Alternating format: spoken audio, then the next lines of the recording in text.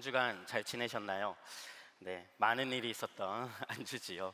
한 주가 되게 이렇게 긴 텀이 마치 있었던 것 같은 느낌이 좀 듭니다. 지난주 말씀을 나누면서 잠시 언급했던 대로 이 한 주 사이에 새로운 5년의 그 대한민국 대통령이 정해졌고, 그 결과는 무려 촛불이라는 온 국민의 염원과 움직임 속에 출발했던 정권이 불과 5년 만에 바뀌는 다소 충격적이기도 한 결과를 마주하게 되었습니다.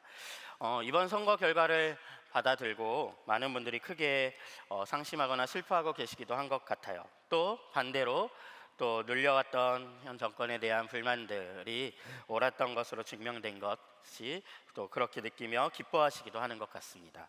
또 일부는 정권 교체에 표를 보태기는 했으나 그 선택이 괜찮았던 것인가 의심하면서 불안해 하기도 하는 상태인 것 같습니다.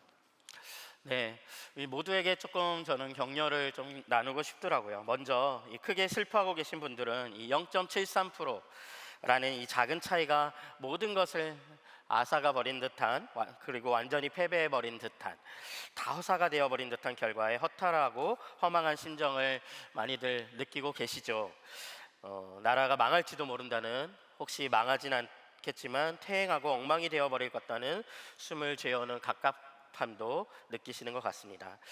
하지만 정말 작은 격려를 좀 나누고 싶은 것은 0.7%라는 작은 차이임에도 모든 것을 한쪽이 독식해버리고 그 크게 유의미하다고도 할 수 없는 그 종이장 같은 한 장 차이로 갈린 승패로 인해서 모든 것을 뺏겨버렸다라는 그 허망한 감정이 사실은 완전히 진실은 아니라는 이야기를 좀 드리고 싶습니다. 0.7%라는 그 작은 차이, 숫자가 아무것도 만들어내지 못한 것이 아니라 사실은 그 0.7%라는 표차는 새로운 정권에게도 결코 무시할 수 없는 무게가 될 것이기 때문입니다. 만약에 새로운 정권이 민생을 돌보는데 힘을 쏟지 않고 많은 이들이 우려하는 대로의 어떤 행보나 심지어는 검찰공화국을 만드는데 눈을 돌리거나 정치보복과 같은 무리수를 둔다면 그 표차는 다음 선거 때 반드시 뒤집힐 것이기 때문입니다. 그래서 겨우 0.7% 적었던 국민의 다른 표심은 새로운 정권을 지켜보는 눈이 될 것입니다. 그리고 새로운 대통령을 만들어낸 국민의 수만큼이나 동일한 반대의 선택을 한 이들이 이 사회의 절반이나 존재하고 있다라는 것을 확인했다는 것도 이분들께는 큰 수확이라고 말씀드리고 싶습니다. 이것은 앞으로 우리 사회에 유의미한 정치적인 움직임들을 만들어내는 데 있어서 분명히 큰 동력이 될 것입니다. 이번에는 슬퍼하고 계신 분들로 인하여 크게 티는 못 내고 있지만 기뻐하고 계신 분들께도 격려를 나누고 싶습니다. 촛불로 출발한 정권이지만 그 통치와 운영이 더 날카로워야 하고 더 능력이 있어야 하며 더 넓은 품을 가져야 한다는 것을 보여주는 선택을 하신 것이란 생각이 듭니다. 2022년의 현실을 담아내는 데는 운동권 시절의 그 이상보다는 더 나은 입체적이고 더 리얼한 현실에 대한 새로운 성찰과 대안이 필요하다는 메시지가 이 선택에 담겨져 있지 않을까 생각을 해봅니다. 그래서 정권 교체라는 선택을 하신 분들 역시 우리 사회에 필요한 용기 있는 선택을 하신 것이라고도 생각을 합니다. 그래서 모든 선택과 지지는 그 의미가 사라져버린 것도 아니고 동시에 완성된 것도 아니고 그 표의 무게만큼이나 그 큰 의미를 남겼다라는 말씀을 드리고 싶습니다. 그런데 여기서 한 가지 질문이 남습니다. 2017년에 엄청난 수의 국민들이 광화문에 모여서 동일한 염원으로 출범시킨 촛불 정권은 그 높았던 지지에도 불구하고 왜 모두를 만족시킬 수 없었던 걸까요? 이 질문은 조금 각도를 바꾸어 다시 이렇게 물어볼 수도 있겠죠. 우리들은 그 정권에 무엇을 기대했던 걸까요? 사람들은 촛불 정권을 통해서 무언가를 기대했고 또 누군가는 무언가를 실망한 면들이 있는 것 같습니다. 사실 저는 오늘 이번 정권의 과실을 따지려고 이 얘기를 꺼내는 것이 아니라 우리의 시야를 조금 넓혀서 이 질문에 대한 답을 찾게 되면 보다 큰 질문으로 접근할 수 있겠다라는 생각이 듭니다. 바로 국가가 정말 우리를 구원할 수 있을까? 국가는 우리를 정말 구원할 수 있는가라는 질문입니다. 바로 이것이 오늘 말씀을 통해서 던져볼 핵심 질문입니다. 특별히 그리스도를 따르는 사람들은 이 국가에 어떤 기대를 가지고 어떻게 관계를 맺어야 할까? 우리의 역할은 무엇일까? 그리스도를 따르는 우리는 그 국가 안에서 어떤 존재인가? 이런 질문에 대한 답을 오늘 좀 묻고 답해 보려 합니다. 그러면 잘 생각해 보면 촛불 정권은요, 태생부터 모두를 만족시킬 수 없는 운명을 가진 정권이었을지도 모릅니다. 우리가 광화문에 모여서 촛불을 들고 하나로 모았던 염원은 그 한 가지 지점에서 동일한 기대가 만났던 것입니다. 어떤 염원이었죠? 비정상적인 정권을 끝내고 그것을 정상화시켜 달라는 것이었죠. 그 지점에서 동일한 접점이 거의 전국민적 규모로 이루어졌고 이것이 촛불 정권이 탄생한 배경입니다. 그런데 비정상의 정상화는 문재인 정부가 들어서는 것만으로도 이미 충족된 상태가 되었지요. 이미 달성된 목표가 된 것입니다. 그러면 이제 하나의 목표가 달성되었으니 새로운 목표가 다음 단계로 제시되고 부여되고 진행되어야 하겠지요. 문재인 정권은 실제로도 5개년의 착실한 계획을 수립해서 그 행보를 걷고자 했습니다. 우리가 미처 다 보지 못했던 초반에는 그런 5개년의 계획이 있었습니다. 그런데 여기에는 근본적인 한계가 존재하고 있었습니다. 바로 촛불을 들었던 사람들과 집단들은요, 너무나 다양한 이해관계와 다채로운 이해를 가진 사람들의 결집이었다라는 것입니다. 비정상의 정상화라는 동일한 목표 외에는 사실은 다 다른 기대, 다 다른 목표를 가진 사람들이었던 거죠. 그렇다 보니까 문재인 정권이 가고자 하는 이정표에 그 이후의 이정표에 동의한 집단은 아니었다라는 것입니다. 그 이후의 그림에 대한 사회적 동의는 거의 이루어지지 않은 채 어떤 일들이 구체적인 정책들이 진행되려고 하다 보니 반복되는 부침들이 발생을 했고 촛불 정권은 자신들의 계획표대로 걸음을 옮길 수 없다는 한계를 아마 초반부터 인지하고 직면했을 것입니다. 그리고 이후 여러 사건들 속에서 이러한 충돌들이 우리 사회의 기이한 모습으로, 기이한 형태로 전개되어 나타났습니다. 이것은 이번에 당선된 새로운 정권에게도 마찬가지 상황으로 주어진 것 같습니다. 정권 교체라는 명분, 거의 그 명분 하나만으로 이번 정권이 들어섰지요. 새로운 대통령이 보여주는 나라에 대한 그림이 사실은 거의 제시된 것이 없는 채로 당연히 그 지지자들이 공유하고 있는 공통된 그림도 없습니다. 이 태생적 한계는 이번 정권의 새로운 결정 때마다 또다시 이전의 5년이 그랬던 것처럼 다양한 평가를 낳는 엉킴으로 이어지지 않을까 예측을 하게 됩니다. 그리고 사실 이것은 대한민국 역사의 반복이기도 했습니다. 어떤 가치들과 이상의 대한민국 정치는요, 어떤 정치적 소신과 이상, 어떤 그림을 가지고 거기에 헌신된 지지자들이 있었다라기보단 상대편을 반대해서 이쪽을 지지하는 방식의 정치가 계속해서 이루어져 왔기 때문입니다. 사실 사람들은 자신들이 원하는 세상이 어떤 세상인지 사실은 잘 모릅니다. 그저 각자의 필요를 이야기하고 있을 뿐입니다. 그렇게 되면 어떻게 되죠? 그렇게 되면 정부는 그 모든 제각각의 요구를 들어주고 응답하는 서비스 센터가 되어야 하는 겁니다. 자, 그렇다면 국가가 일을 잘하는 국가가 들어선다면 그 모든 요구를 들어줄 수 있을까요? 여러분, 그 어떤 이상도 한정된 자원 안에서, 한정된 시간 안에서 어떤 쪽의 희생과 양보, 헌신이 없이는 달성될 수 없습니다. 그 모든 것이 달성될 수 없는 것이 너무나 당연한 원리이기 때문에 그런 일은 있을 수 없는 일, 모든 국민을 충족시킨다는 것은 있을 수 없는 일이 되고 맙니다. 김민하라는 사회평론가가 이런 말을 했더라고요. 청와대에는 만능 스위치가 없다. 청와대에는 만능 스위치가 없다. 그의 이야기는 이런 겁니다. 우리의 정치는 마치 만능 스위치가 존재하는 방에 들어가기 위해서 각 세력들이 경쟁하는 것처럼 보인다라는 것입니다. 청와대라는 만능 스위치가 있는 방에 들어가려고, 그리고 누르기만 하면 모든 문제를 해결할 수 있는 스위치가 있고, 그 스위치는 밖에서 안이 들여다 보이지 않는 그 방 안에 놓여져 있습니다. 통치자란 이 방 안에서 어떤 스위치를 누를지 여부를 결정할 수 있는 사람입니다. 처음에는 모두가 기대를 안고 방을 바라봅니다. 그런데 시간이 지났는데 스위치가 작동할 기미를 안 보입니다. 이내 방 밖에 있는 사람들은 웅성대기 시작합니다. 저 통치자가 스위치를 누를 의지가 애초부터 없었던 거 아니야? 스위치를 누르는 것이 아니라 저 통치자는 사실 자기가 저 방 안에서 안락한 생활을 누리는데 애초부터 거기에 목적이 있었던 거 아니야? 일부가 우리 좀 더 기다려 봅시다 라고 말을 하지만 방 안의 통치자를 의심하는 사람들의 수가 훨씬 더 빠른 속도로 늘어갑니다. 이윽고 기다리던 바깥에서 어느 세력의 지도자가 내가 저 방 안에 한번 들어가서 저 통치자를 밀어내고 스위치를 눌러보겠습니다 라고 지지를 호소하며 사람들을 설득하기 시작하면 그때는 이제 본격적인 정치 투쟁이 시작이 됩니다.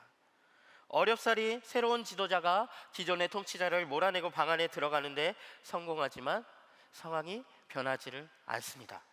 사람들은 다시 똑같은 의심을 하기 시작합니다. 실제로 방 안에서 어떤 일이 일어나고 있는 걸까요? 진실은 놀랍게도 그 방 안에는 만능 스위치가 그런 것 따위는 없다라는 것입니다. 방 안에 들어가고 나서야 이 사실을 알게 되는 겁니다. 이제 와서 방 밖의 사람들한테 이 안에 스위치가 없는데요, 미안해요 라고 말할 수가 없죠. 그것을 말하는 순간 그 방 안에서 쫓겨나게 되는 겁니다. 그래서 지도자들이 고민을 시작합니다. 스위치를 누르기를 포기하고 방 안에서만 서성이는 지도자도 있을 것이고, 아무 버튼이나 눌러보면서 뭔가 좋은 일이 일어나기를 그냥 요행에 기대하는 지도자도 있을 것이고, 이 안에 스위치를 못 누르게 하는 괴물과 음의 세력이 있다고 핑계를 대고 이야기를 만들어내는 지도자도 있고, 지금 누르고 있는 중이라고 열심히 사람들에게 변명을 시도하는 지도자도 있습니다. 여러분, 이 이야기가 우리에게 알려주는 바가 무엇일까요? 국가라는 시스템이 우리의 구원자가 될 수 없을지도 모른다는 의심을 느끼게 하지 않습니까? 성경은 이 국가가 가졌을지 의심스러운 이 만능 스위치에 대해서 어떤 생각을 가지고 있을까요? 누가복음에 예수님과 제자들이 대화하는 한 장면을 살펴보려고 합니다. 누가복음 22장 24절에서 30절의 말씀인데요, 우리 한 목소리로 같이 읽어보도록 하겠습니다. 제자들 가운데서 누구를 가장 큰 사람으로 칠 것이냐는 물음을 놓고 그들 사이에 말다툼이 벌어졌다. 예수께서 그들에게 말씀하셨다. 문 민족의 왕들은 백성들 위에 군림한다. 그리고 백성들에게 권세를 부리는 자들은 은인으로 행세한다. 그러나 너희는 그렇지 않다. 너희 가운데서 가장 큰 사람은 가장 어린 사람과 같이 되어야 하고, 또 다스리는 사람은 섬기는 사람과 같이 되어야 한다. 누가 더 높으냐? 밥상에 앉은 사람이냐? 시중 드는 사람이냐? 밥상에 앉은 사람이 아니냐? 그러나 나는 섬기는 사람으로 너희 가운데 있다. 너희는 내가 시련을 겪는 동안에 나와 함께한 사람들이다. 내가 아버지께서 내게 왕권을 주신 것과 같이 나도 너희에게 왕권을 준다. 그리하여 너희가 내 나라에 들어와 내 밥상에서 먹고 마시게 하고 옥좌에 앉아서 이스라엘의 12지파를 심판하게 하겠다. 자, 예수님의 제자들이 말다툼을 벌이고 있었습니다. 자신들 가운데서 누가 큰 사람이냐고 다투고 있었다는 것입니다. 그런데 25절에 보시면 예수님께서 갑자기 그런 제자들에게 다소 엉뚱해 보이는 왕들에 대한 이야기, 권세자들에 대한 이야기를 하십니다. 여러분, 이게 무슨 상황인 걸까요? 예수님의 제자들은요, 지금 자신들이 따르는 예수님의 능력과 예수님을 따라다니는 지지 세력들의 그 커져가는 규모를 보면서 이 우리가 따르는 이 예수가 정말 메시아구나 라고 확신을 갖기 시작했습니다. 그리고 그가 새로운 국가 체제를 건설해 줄 것을 기대하기 시작한 거예요. 그래서 이들의 말다툼은 이런 겁니다. 그 새로운 내각에서 누가 무엇을 맡을 것인가, 누가 국무총리를 할 것이며, 누가 장관을 할 것이며, 누가 어떤 자리에 앉을 것인가, 누가 비서실장을 할 것인가, 이것을 놓고 말다툼을 벌이고 있었던 것입니다. 이들은 예수님께서 로마 제국이나 헤롯 왕권 같은 기존의 권력 국가의 권력들을 몰아내고 밀어내고 새로운 권력으로 그들의 구원자가 되어줄 것이라는 기대를 가지고 있었습니다. 물론 지금 이 말다툼에서 보듯이 결국엔 그 국가에서 내 자리가 어딜 거냐를 놓고 막 말다툼을 벌이고 있지만, 이들의 전제에는 국가라는 형태를 통해서 이 땅에 구원이 임할 거라는 믿음이 그 바탕에 깔려 있음을 확인할 수 있습니다. 제자들이 이렇게 생각했던 이 생각은요, 사실 많은 정치학자들이 해온 생각이기도 합니다. 많은 정치학자들이 어떻게 하면 국가가 이 땅의 구원자로 작동하게 할 수 있을까를 연구해 왔습니다. 그들은 국가라는 시스템에 큰 기대를 걸었고 아직도 그 기대를 이어가고 있습니다. 홉스라든지 루소라든지 로크 같은 학자들은요, 이 근대적인 개념의 국가의 모습을 제시한 대표적인 학자들의 이름을 그냥 몇 명 꼽은 것이거든요. 이들은 모두 교회가 아니라, 그 중세 시대의 교회가 아니라 국가가 인류를 구원할 수 있다라는 믿음을 가졌던 사람들입니다. 그래서 이 계몽주의라는 기체 아래서 교회가 사회에 대해서 가졌던 권리들, 어떤 공적인 발언권들, 통치권들, 그런 공적 권리들 다 뺏어서 국가에게 그 권리를 완전히 넘겨줍니다. 이들은 이들끼리 비교하면 약간의 입장차들이 있었지만 공통된 입장으로 인간이 공존하며 함께 행복하게 살아갈 수 있는 터전을 국가가 만들어야 한다라는 생각으로 공통된 생각을 했습니다. 특별히 이 중에 이제 홉스라는 사람은요, 이 국가가 없는 개인들의 이 자연 상태를 만인에 대한 투쟁이란 말로 표현했습니다. 그러니까 개인들이 국가가 없으면 서로 필요한 것을 얻기 위해 서로 다투고 투쟁하고 상대를 폭력으로 해치는 상태가 그런 무질서한 상태가 개인의 자연 상태인데, 국가를 통해서 이것을 해결함으로 평화를 가져올 수 있다라는 생각이 이 홉스라는 학자의 생각이었고요. 루소는 반대로 인간의 자연 상태는 본래 투쟁 상태가 아니라 우정과 조화를 가진 존재인데 그것을 잠시 잃어버렸는데 국가를 통해서 그것을 회복해야 된다라고 말을 하기도 했습니다. 이 정도의 입장 차이에도 불구하고 이들은 공통적으로 국가가 인류를 구원할 수 있는 해결책이라는 데 있어서 동의하고 있습니다. 이들의 생각은요, 굉장히 영향력이 커서 현대인들에게 큰 믿음을 만들어냅니다. 우리도 그 믿음을 가지고 있는 이들 중에 일부입니다. 중세 시대까지 구원이라는 것은 교회를 통해서 주어지는 거였거든요. 교회가 직접 사회를 다스리는 방식의 통치가 이루어지고 있었고, 왕권, 정부 역시 이 통치에 좀 더 특화됐지만 교회의 또 다른 교회라고 생각했었습니다. 그런데 근대로 넘어오면서 교회가 가지고 있던 이 구원에 대한 지분, 교회를 통해서 구원이 이루어진다라는 이 권한을 국가가 가지게 됩니다. 홉스나 루소나 로크 같은 정치학자들이 이런 이론 체계를 만든 거지요. 그러면서 이 국가가 굉장히 중요해진 거예요. 예전에는 지역마다 영주 중심의 또는 그 지역의 유지들 중심의 이런 각자 지역별로의 통치가 더 많았던 형태였는데, 국가가 중요해지면서 하나의 정부 아래 모든 군사력, 정치력 이런 것들을 다 모아서 한 정부 안에 모든 것들이 똑같은 질서를 가지게끔 정리를 하는 일들이 이때 일어납니다.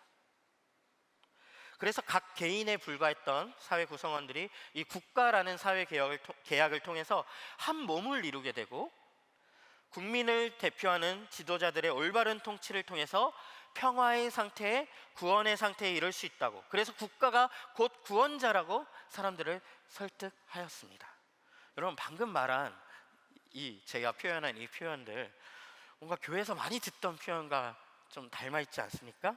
한 몸을 이루게 되고, 그래서 어떤 리더의 통치를 통해서 평화의 상태에 이룰 수 있다, 구원에 이룰 수 있다라고 말하는 것, 어떤 교회의 원리하고 굉장히 닮아 있지 않습니까? 맞습니다. 이들은 교회에서 딱 신의 존재, 하나님의 존재를 빼고 그 자리를 국가와 이성으로 대체한 후에 몇 가지 수정을 거쳐서 이러한 사실은 새로운 구원론을 만들어낸 것입니다. 여러분들도 이들의 생각에 동의가 되십니까? 우리 역시 이런 상식에 많은 부분 동의를 하고 있기 때문에 청와대에 있을 거라고 생각하는 그 만능 스위치를 우리가 기대하고 바라보고 있는 것입니다. 이것은 예수님의 제자들도 마찬가지였던 겁니다. 뭔가 저 국가의 권력이 올바로 서기만 하면 뭔가 만능 스위치를 우리 모두를 위해서 눌러주지 않을까? 여러분, 국가는 정말 구원자가 될 수 있을까요? 아직 우리 사회가 그런 구원에 이르지 못한 것은 좋은 지도자가 없었기 때문일까요? 좋은 국민으로 우리가 성숙함에 이르지 못해서일까요? 그렇다면 좋은 지도자를 기다리고 좋은 국민으로, 시민으로 우리가 성장해 가면 언젠가 그날에 이룰 수 있을까요? 예수님은 이 생각에 대해서 어떤 의견을 가지고 계셨을까요?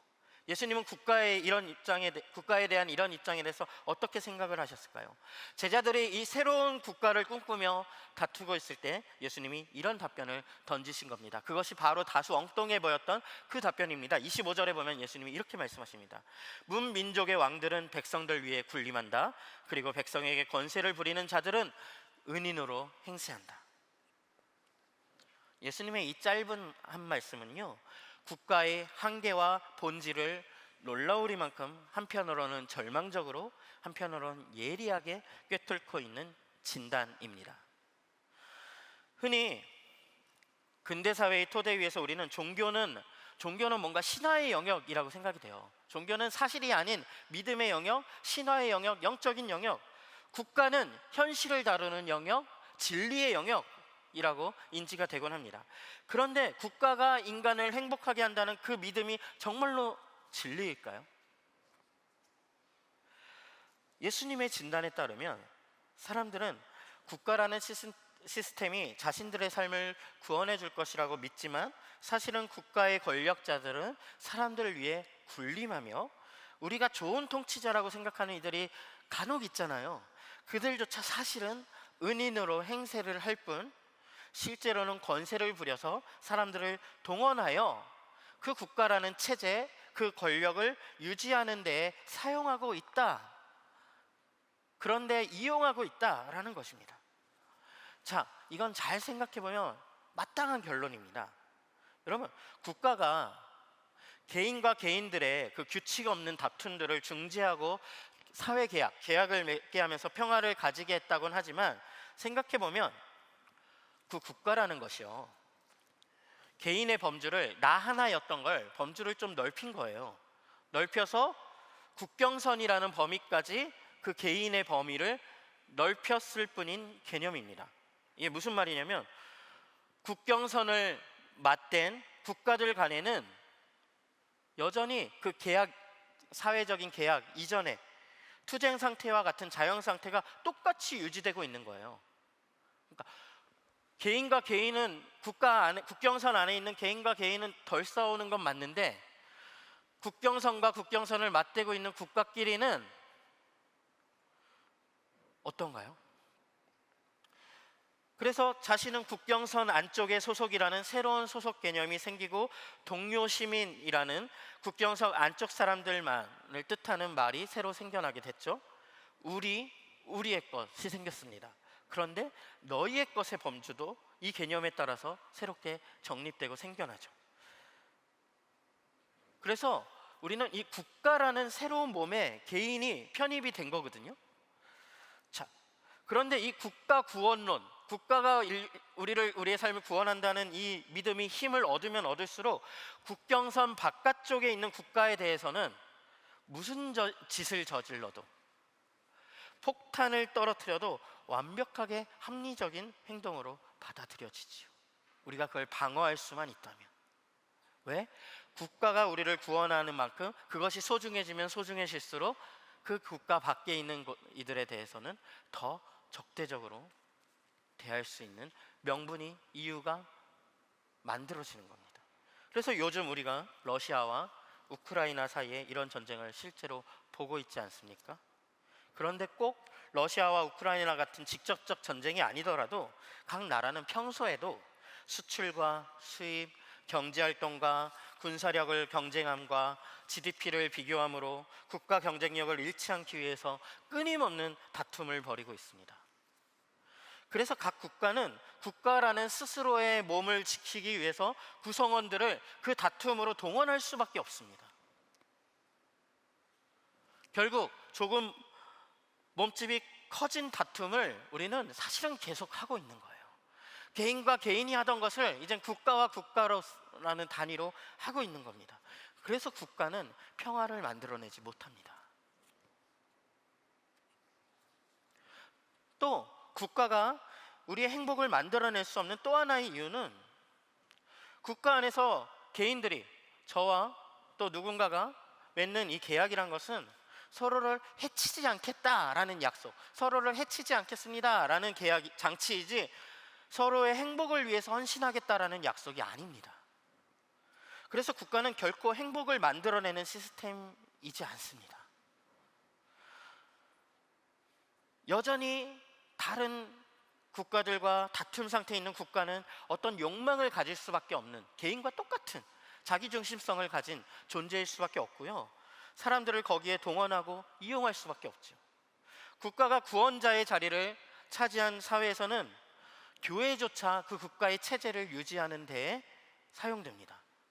사람들은, 이 국가는요, 교회를 통해서 문제들을, 어떤 사회적 문제가 있을 때 그것을 사적인 영역에서 개인이 반성하고 돌아보도록 그렇게 사적인 영역으로 그 문제들을 밀어내고요, 양심적이고 선한 시민이 되기 위해서 종교라는 이름 안에 시민들이 노력을 하게 됩니다.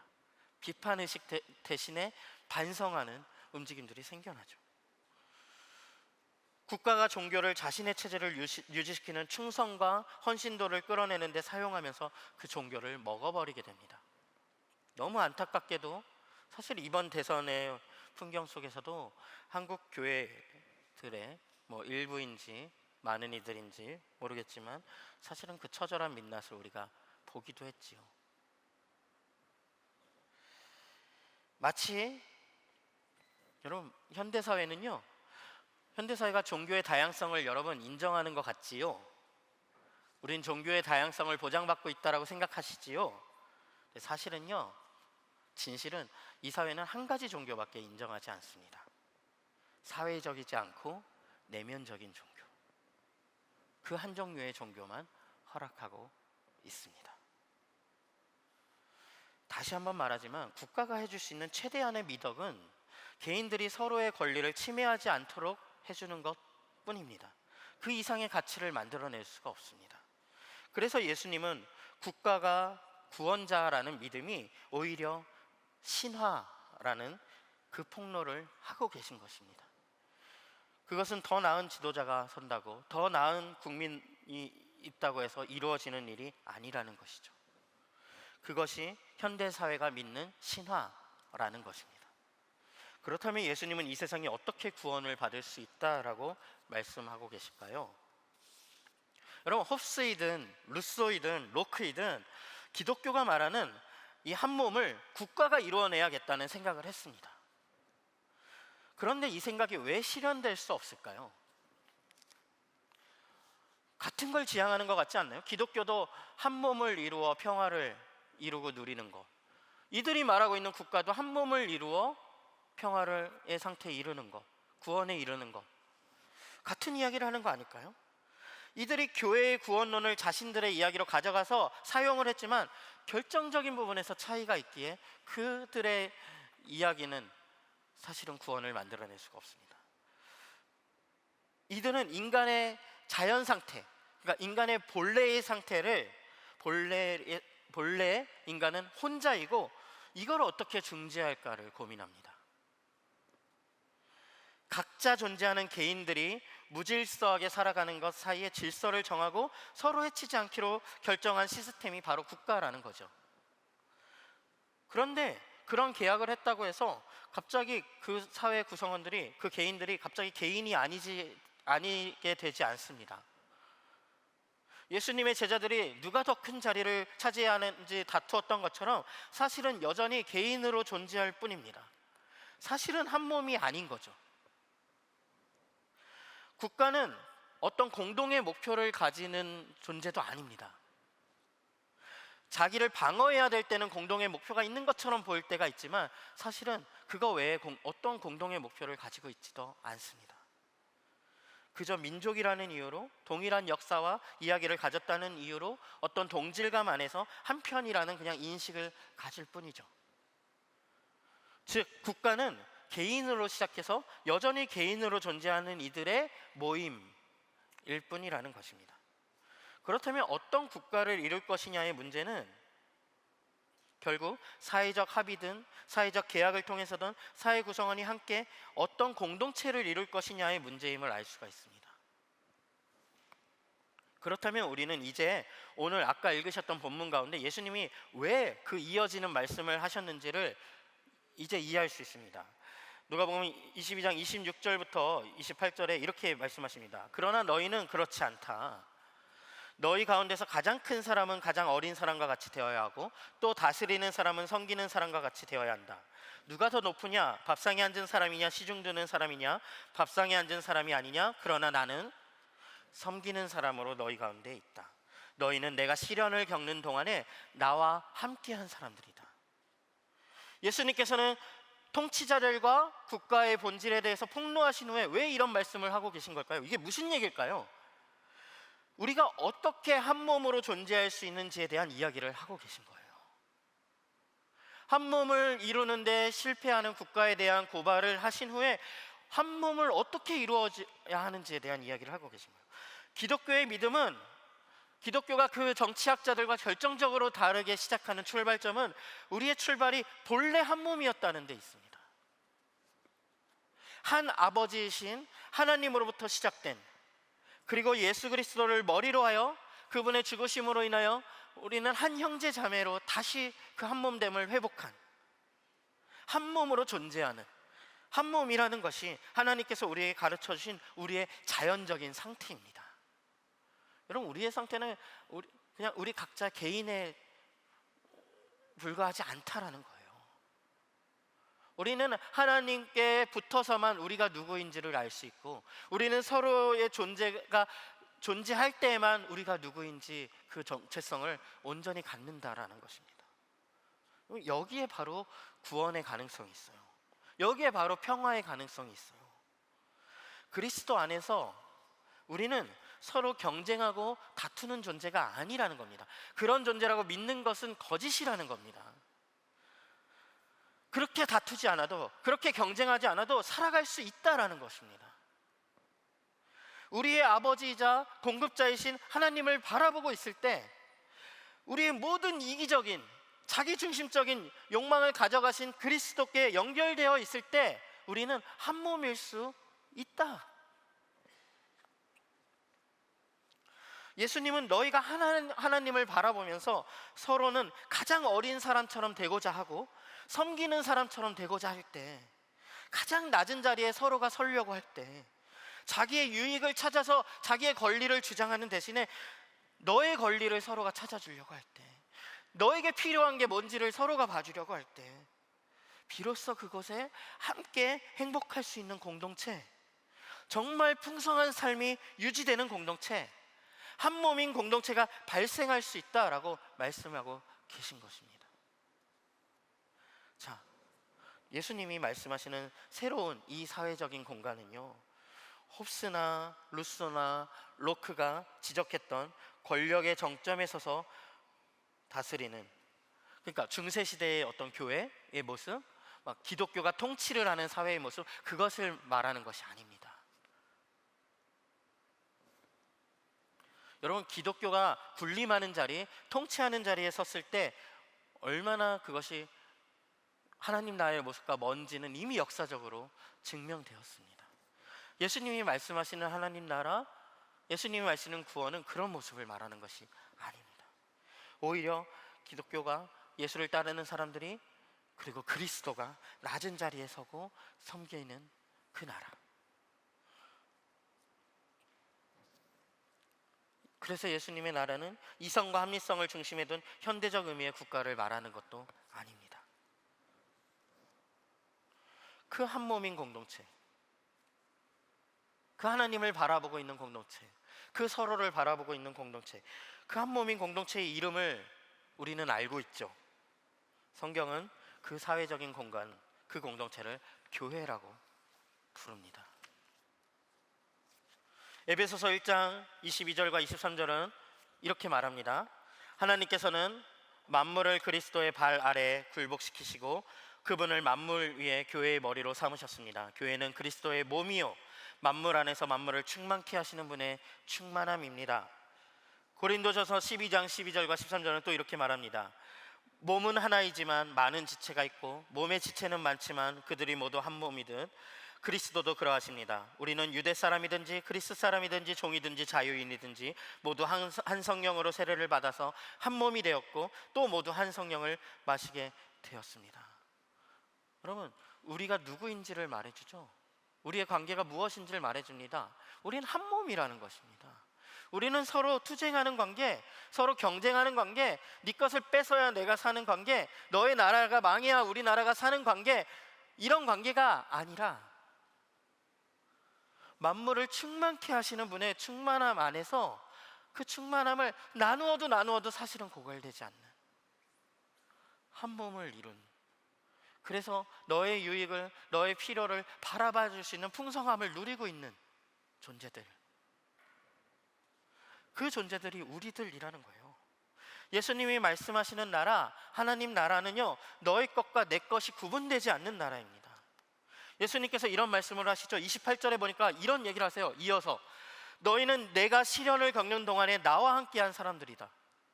너희는 내가 시련을 겪는 동안에 나와 함께한 사람들이다. 이건 또 무슨 말일까요?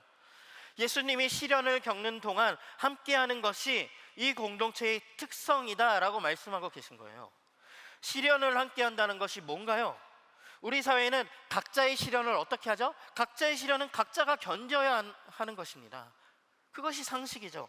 그런데 그렇지 않다는 것은, 이 시련을 함께 견딘다는 것은 무엇입니까? 한 가족이거나 심지어 한 몸이거나 너와 나의 경계가 명확하지 않은 상태를 말합니다. 심지어 여러분이 예수님과 함께 시련을 겪으셨습니까? 저는 그런 기억이 없는데요. 그렇지 않잖아요. 그런데 예수님은 그 시련을 우리가 함께 겪었다라고 말씀하십니다. 반대로도 마찬가지입니다. 우리가 시련을 겪는 동안에도 예수님은 자신이 우리와 함께하고 계시다라고 말씀하십니다. 예수님은 본래 한 몸으로 지어진 우리가 예수님과 먼저 한 몸을 이루고 서로를 마치 한 몸처럼 여기며 서로의 행복을 위해서 움직이는 상태만이 우리가 구원을 누리는 상태, 안전하고 행복하고 풍성한 평화의 상태, 곧 구원에 이를 수 있다라고 가르쳐주고 계십니다. 여러분, 혹시 이런 공동체를 알고 계십니까? 네, 알고 있죠. 바로 우리의 교회, 그리고 가정교회가 그것입니다. 자, 여기서 잠깐, 국가는 왜 기독교의 이야기와 구원론을 가져가 차용하면서도 인류가, 그들도 이렇게 말하면 되잖아요. 인류가 본래 하나였다라는 이야기를 왜 그들이 하지 못할까요? 국가는요, 본래 인류가 한 몸이었다라는 말을 결코 할 수 없습니다. 왜냐하면 그것은 국가라는 국경선, 그 경제선을 위협하는 이야기가 되기 때문입니다. 인류가 다 하나라면 국가가 왜 필요합니까? 전 세계가 하나인데. 그래서 국가에게 있어서 교회는요, 사실 실제로 위협이 되는 존재입니다. 교회는 국가라는 경계선을 넘어서도 한 몸임을 이야기할 수 있는 존재들이지 않습니까? 그래서 국가의 이익과 다른 방향의 이익을 때로는 주고받을 수도 있는 존재라는 것입니다. 그래서 국가가 몸이라는 사실에 대해서 이의를 제기하는 이 종교적인 신념을 어떻게 해야 됩니까? 공적인 자리에서 꺼내놓지 못하게 해야 됩니다. 그런 것이 이런 공적인 사회 공간으로 들어와서는 안 되는 이야기가 되는 겁니다. 그래서 누군가가 공적인 자리에서 어떤 우리의 믿음을, 우리 인류가 한 몸이지 않습니까? 라는 이야기를 했을 때 국가는 그 이야기가 매우 교양 없는 이야기, 왜 종교적인 얘기를 이런 데서 하십니까?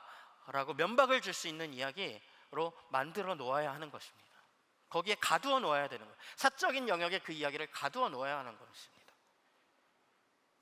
여러분, 예수님은 지금 결국 이야기를 정리해 보자면 여러분이 속해 계신 가정교회가 정말로 이 땅을 구원할 수 있는 희망이라고 말씀하고 계신 거예요. 그 사실이 믿어지십니까? 그리스도를 따르는 사람들이 여러 가지 모양으로 사회의 공적인 영역에 참여하고 영향력을 끼치고 시민사회에 참여할 수 있겠지만, 사실 여러분, 우리가 어떤 사회에 나가서 시민사회에서 막 여러 가지 활동들을 할 때 사실 그 활동들조차 국가라는 한계 안에서 이루어지는 활동의 대부분은 불과합니다. 이런 활동들이 중요하지 않은 게 아니지만 중요합니다. 우리가 선거 결과에 슬퍼하기도 하고 기뻐하기도 하는 것처럼 국가라는 기반은 우리 현실에 있어서 실제 삶이 이루어지는 현장이기 때문에 그것이 보다 나은 사회적 공간이 되도록 하는 것은 많은 사람들의 삶을 위해서 필요한 일입니다. 그런데 그런 공적 공간과 시민사회에 참여하는 것보다 더 중요한 일이 있는데, 바로 우리가 공동체로서 그리스도와 한몸된 공동체, 하나님의 가족인 공동체로 살아가는 것입니다. 여러분이 가정교회로 살아간다는 것은, 그것은 사실은 엄청나게 중요하고 엄청난 가치를 가진 일인 것입니다. 교회는 하나님 나라가 구체적으로 이미 시작되는 것을 보여주는, 그것을 경험하는 공간입니다. 그것이 시작되는 공간입니다. 교회는 단지 주일에 한번 모여서 예배를 드리는 그런 모임이 아닙니다.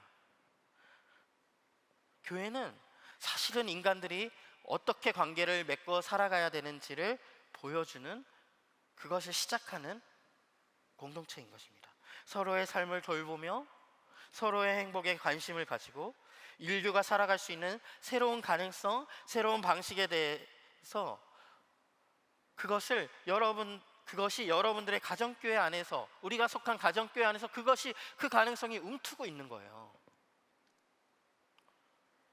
그래서 사실 교회라는 공동체에선 이 종교적인 예전만 존재하는 게 아니라 경제활동에 대해서도 우리가 이야기를 해야 되고요, 주거를 어떻게 하며 살아갈 것인가, 복지를 어떻게 해야 되는가, 정말 다양한 측면들이 이 국가가 규정한 범주에 거기에 제한되지 않고 어떤 상상력으로 어떤 것들을 함께 공유하고 살아갈 수 있을까에 대한 창조적인 이야기들까지도 이 교회라는 공간 안에서 이루어지는 것이 마땅한 것입니다.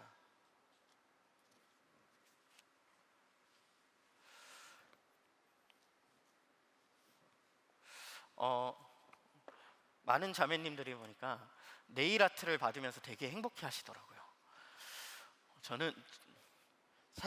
저는 누군가가 네일 아트를 예쁘게 하고 오셔도 저 같은 사람들은 네일 아트를 하신 건지 바꾼 건지 사실은 잘 발견도 못 하는데, 그것을 하신 분들 본인은 손톱이 이뻐졌다는 그 사실에 굉장히 엄청 만족하시면서 굉장히 큰 기쁨을 누리시는 걸 봅니다. 사실은 이런 모습이 저한테도 있는데, 저도 남들은 모르는데 저 혼자서 오늘은 머리에 왁스가 잘 먹었네 그렇지 않은 날과 그렇지 않은 날에 제 심기에 차이가 있습니다. 그렇지 않은 날은 내내 신경 쓰이고 찝찝한데 사실은 아무도 몰라요. 그런 관심은 이 머리가 제 몸에 있는 것이기 때문에 제가 가지는 관심입니다. 그런데 한 몸으로 살아간다는 것은 그런 겁니다.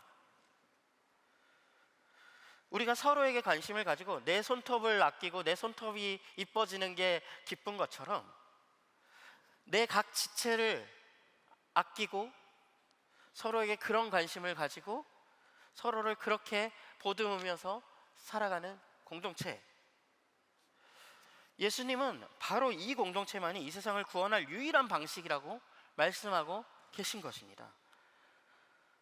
우리는 이 국가와 함께 더 큰 공동체를 보여주고 선언하면서 그것을 실제로 이 사회적 공간 안에, 정치적 공간 안에 구현해 가면서 이 국가의 공간과 함께 존재하는 진짜 공동체로 존재해야 하는 것입니다.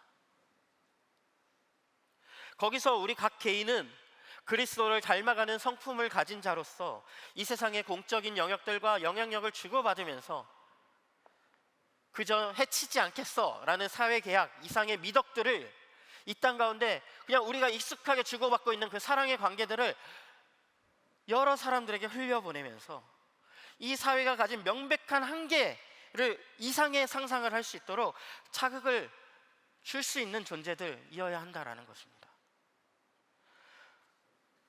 가끔 이런 질문을 받아요. 목사님, 이미 시작된 하나님 나라를 도대체 어디서 볼 수 있는 겁니까? 그럼 어디에 시작됐다는 것입니까? 제 삶은 그렇지 않은 것 같아요.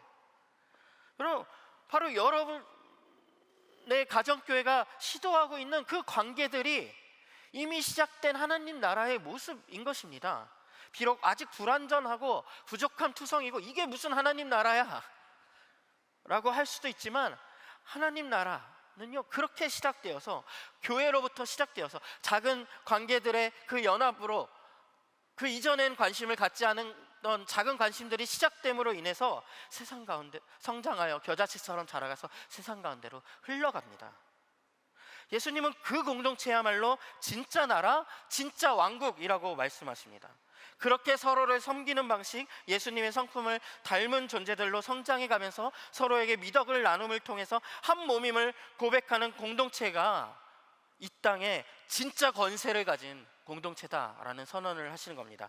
29절 30절을 한번 같이 읽어볼까요? 29절 30절 함께 읽겠습니다. 시작. 내 아버지께서 내게 왕권을 주신 것과 같이 나도 너에게 왕권을 준다. 그리하여 너희가 내 나라에 들어와 내 밥상에서 먹고 마시게 하고 옥자에 앉아서 이스라엘의 12지파를 심판하게 하겠다. 이런 공동체, 서로 섬기려 하고 낮아지려 하고 시련에 함께하는 자리에 섰더니 예수님이 뭘 주신다고요? 내가 받았던 왕권을 너에게 주겠다. 이 공동체가 그 왕권을 가졌다는 거예요. 이 공동체가 그 권세를 가졌다는 거예요. 옥자에 앉아서 이스라엘의 12지파를 심판하는 권리를 이 사람들이 가졌다는 거예요. 여러분, 대한민국 정치 공간에 희망이 어디 있냐고요? 여러분들이 만들어 가시는 그 공동체의 희망이 있습니다. 사실은 그것이 인류의 희망입니다. 여러분, 별거 아닌 일을 하고 있는 것 같았죠? 내가 뭐 이런 것까지 참아야 되고, 내가 왜 이런 이야기를 듣고 있어야 되고, 내가 왜 매주 모여가지고 이런 걸 하고 있어야 되는 거야? 여러분, 그 공동체들은 작아 보이지만 때로는요 그 공동체들은 국가가 넘을 수 없는 국경마저 뛰어넘는 훨씬 큰 연대로도 이어질 수 있는, 때로는 거대한 공동체가 되기도 하고, 때로는 작은 한 사람의 정말 작은 아픔에도 깊이 반응하는 세심한 공동체가 되기도 하는 그런 하나님의 꿈을 여러분이 함께 이루어가고 계신 것입니다. 우리 교회를 보며, 우리 가정교회를 보며 이 꿈을 함께 꾸기를 간절히 소망합니다. 그럼 다음 주에는 그 진리의 공동체가 국가라는 이 사회적 공간과 구체적으로 어떻게 관계를 주고받아야 할지에 대한 이어지는 이야기를 나눌 것입니다. 그런데 부디 다음 주까지 우리 이번 한 주간 우리의 한몸됨을 더 누리시면 좋겠어요. 대선 이후 어떤 상한 마음들이 보이신다면 서로 격려도 더 많이 주고받으시고요, 지지부진한 듯 보이나 끊임없이 연결되기를 시도하는 공동체로서 별거 아닌 관심, 별거 아닌 안부, 짧은 기도, 서로에 대한 사랑에 대한 표현, 그 연결을 시도하는 공동체로서 함께 하시기를 간절히 부탁드리고 기대해 봅니다. 여러분들이 이 땅의 희망이십니다. 우리 1분간 침묵하겠습니다.